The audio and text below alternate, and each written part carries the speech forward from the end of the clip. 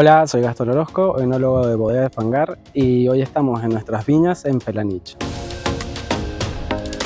Hoy les presento a uno de mis vinos favoritos. Se trata de Element.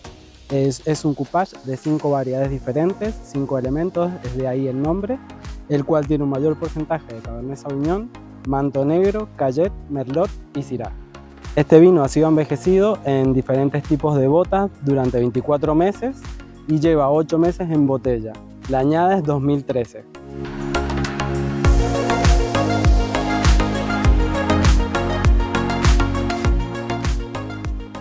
En nariz tiene notas de fruta negra, roja, madura, notas balsámicas, pimienta y algunas notas florales. En boca es un vino bastante intenso, tiene una buena elegancia y bastante fino, con un final bastante largo. Ideal para un evento importante, una buena comida o simplemente para que conozcas una de las joyas de Piedemonte. ¡Salud!